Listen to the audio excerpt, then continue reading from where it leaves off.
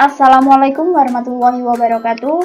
Saya Siti Halimatus Sadiah dengan NIM 19051204065 dari kelas Teknik Informatika 2019B akan menjelaskan tentang standarisasi jaringan komputer. Nah, apa sih standarisasi itu?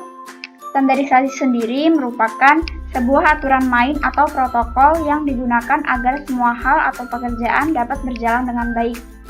Dalam standarisasi jaringan komputer ada dua, ada OSI dan juga TCP atau IP.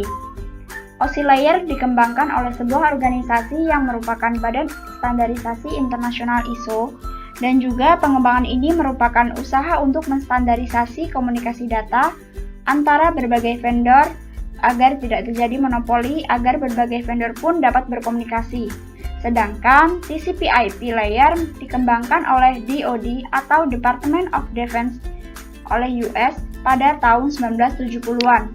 Dan kenyataannya model teknologi TCP/IP ini ternyata lebih populer loh digunakan di pasar ketimbang model yang dikembangkan oleh OSI.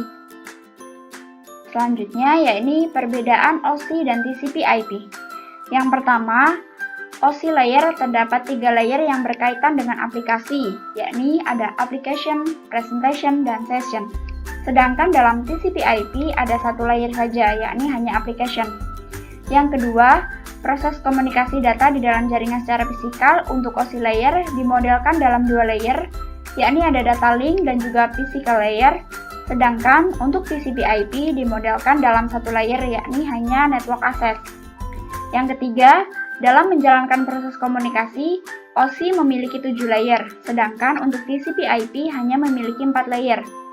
Dan yang keempat, OSI mengembangkan modelnya berdasarkan teori, sedangkan TCP/IP mengembangkan modelnya setelah sudah diimplementasikan.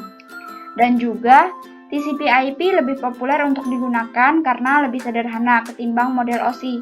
Teknologi yang sebagian digunakan oleh kita sehari-hari pun untuk mengakses internet adalah teknologi TCP/IP, bukan teknologi OSI. Berikutnya, daftar lapisan layer pada OSI.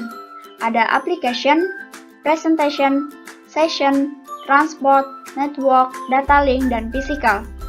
Untuk application, fungsinya adalah menunjang aplikasi untuk berkomunikasi melalui jaringan. Dan untuk presentation, fungsinya adalah memformat data sehingga dapat dikenali oleh penerima. Untuk session, fungsinya adalah membentuk koneksi kemudian memutuskannya ketika seluruh data telah terkirim. Untuk transport, fungsinya mengatur flow control, acknowledgement, dan mengirim ulang data jika diperlukan. Untuk network, fungsinya sendiri adalah menambahkan alamat jaringan pada paket. Untuk data link, menambahkan MAC address pada paket. Dan untuk physical, fungsinya sendiri adalah mengirimkan data melalui media transmisi. Dan di sebelah kanannya merupakan protokol-protokol pada setiap layer pada OSI. Nah, selanjutnya adalah layar lapisan TCP/IP. Pada TCP/IP ini hanya ada 4 layer. Yang pertama, application. Fungsinya untuk memberikan servis kepada pengguna jaringan. Protokol yang ada di application layer adalah Telnet, FTP, HTTP, dan SNMP. Yang kedua, transport. Fungsinya untuk mengadakan komunikasi antara 2 komputer dan mengirimkan paket. Protokol yang ada di transport yaitu TCP dan UDP. Yang ketiga, network atau internet. Network ini berfungsi untuk mencari jalur terbaik untuk pengiriman paket data. Dan yang terakhir, network interface. Fungsinya sendiri untuk mengirim dan menerima dari dan ke media fisik. Network interface layar terbawah dari model TCP/IP. Berikutnya, tahapan cara kerja OSI layer. Nah, cara kerja OSI layer ini bisa dibilang sangatlah panjang dan cukup rumit. Saya ambil contoh ketika Anda hendak mengirim sebuah email ke komputer lain. Yang pertama, application layer mengirim data ke komputer lain. Selanjutnya, presentation layer melakukan konversi email menjadi format jaringan. Setelah itu, session layer membentuk sesi perjalanan data sampai proses pengiriman selesai dan dilaksanakan. Dan setelah itu, nantinya transport layer pengirim memecah data dan dikumpulkan lagi di transport layer penerima. Yang kelima, network layer nanti membuatkan sebuah alamat dan menuntun data sampai ke tujuan. Setelah itu, data link layer kemudian membentuk data menjadi frame dan juga alamat fisik. Setelahnya, alur berbalik dari physical layer ke application layer pada komputer penerima. Lalu, di physical layer, data akan dikirim lewat medium jaringan ke lapisan transport penerima.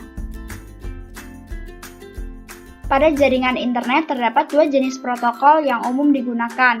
Yang pertama ada TCP atau Transmission Control Protocol.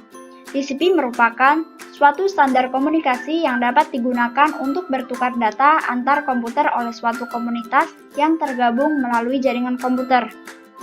Yang kedua ada UDP atau User Datagram Protocol. UDP ini merupakan salah satu protokol lapisan transport TCP/IP yang mendukung komunikasi yang tidak andal, tanpa koneksi antara host-host dalam jaringan yang menggunakan TCP atau IP. Selanjutnya, perbedaan TCP dan UDP. Perbedaan dalam TCP dan UDP sendiri, yang pertama dalam TCP beroperasi berdasarkan konsep koneksi. Yang kedua, jaminan pengiriman penerima data akan reliable dan teratur. Yang ketiga, secara otomatis memecah data ke dalam paket-paket. Yang keempat, tidak akan mengirimkan data terlalu cepat sehingga memberikan jaminan koneksi internet dapat menanganinya. Dan yang kelima, mudah untuk digunakan, transfer paket data seperti menulis dan membaca file. Sedangkan pada UDP, tidak berdasarkan konsep koneksi, jadi kita harus membuat kode sendiri. Selanjutnya, tidak ada jaminan bahwa pengiriman dan penerima data akan reliable dan teratur, sehingga paket data mungkin dapat kurang, terduplikat, atau bahkan tidak sampai sama sekali. Dan selanjutnya, yang ketiga, pemecahan ke dalam paket-paket dan proses pengirimannya dilakukan secara manual, serta harus membuat kepastian mengenai proses transfer data agar tidak terlalu cepat, sehingga internetnya nanti masih dapat menanganinya. Dan yang kelima, jika paket ada yang hilang, perlu dipikirkan di mana letak kesalahannya yang terjadi dan mengirim ulang data yang diperlukan. Selanjutnya ada Network Protocol. Dalam network protokol, yang pertama ada Secure Shell atau SSH, protokol jaringan yang memungkinkan pertukaran data secara aman antara dua komputer. Dan yang kedua ada Post Office Protocol version 3 atau POP3, protokol yang digunakan untuk mengambil email dari server. Yang ketiga ada Internet Message Access Protocol atau IMAP, protokol standar untuk mengakses atau mengambil email dari server, memungkinkan pengguna memilih pesan email yang akan diambil, membuat folder di server, mencari pesan email tertentu, bahkan menghapus pesan email yang ada. Yang keempat, ada Point-to-Point Protocol, protokol enkapsulasi paket jaringan yang banyak digunakan pada Wide Area Network atau WAN. Yang keenam, ada HTTPS, yakni versi aman dari HTTP. Protokol komunikasi ini dari World Wide Web. Itu tadi sedikit penjelasan materi tentang standarisasi jaringan komputer dari saya. Terima kasih. Wassalamualaikum warahmatullahi wabarakatuh.